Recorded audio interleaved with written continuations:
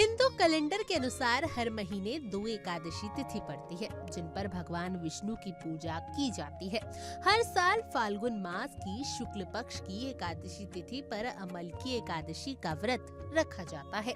अमल की एकादशी को आंवला एकादशी के नाम से भी जाना जाता है और इसलिए इस एकादशी पर आंवले के पेड़ की पूजा करना बेहद खास माना जाता है। पौराणिक कथाओं के अनुसार जब भगवान विष्णु सृष्टि की रचना कर रहे थे तब आंवले का वृक्ष प्रकट हुआ था। इसके चलते इसे बेहद शुभ और सौभाग्य वाला वृक्ष माना जाता है। पंचांग के अनुसार इस साल अमल की एकादशी 10 मार्च के दिन मनाई जाएगी। इस दिन अमल की एकादशी का व्रत भी रखा जाएगा और पूजा की विधि संपन्न की जाएगी।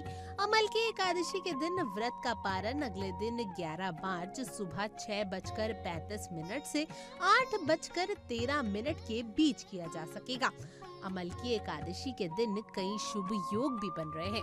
इस दिन स्वार्थे सिद्धि योग का निर्माण हो रहा है और साथ ही शोभन योग और पुण्य नक्षत्र का संयोग भी बनने वाला है।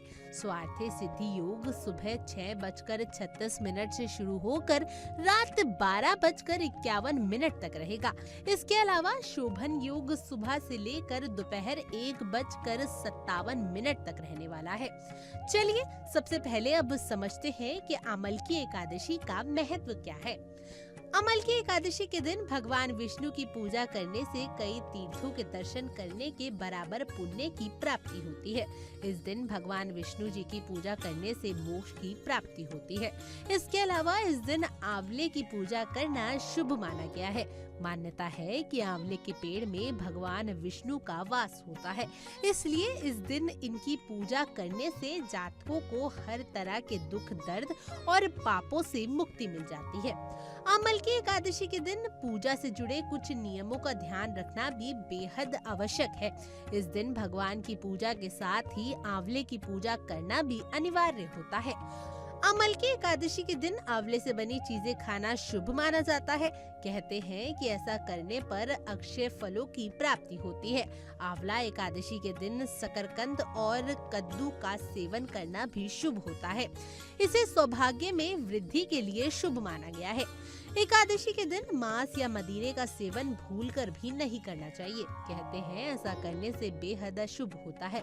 अमल की एकादशी पर प्याज के सेवन से भी परहेज किया जाता है। प्याज के अलावा इस दिन लहसुन और मसूर की दाल का सेवन करना भी अच्छा नहीं माना जाता। इसके साथ ही अमल की एकादशी पर भगवान विष्णु के लिए व्रत रखा जाता है।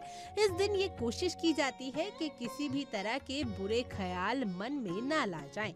एकादशी के दिन पूजा में तुलसी के पत्ते शामिल तो किए जाते हैं, लेकिन इन पत्तों को एकादशी के दिन तोड़ने से परहेज करना चाहिए। तुलसी के पत्ते एक दिन पहले ही तोड़कर रख लेने चाहिए।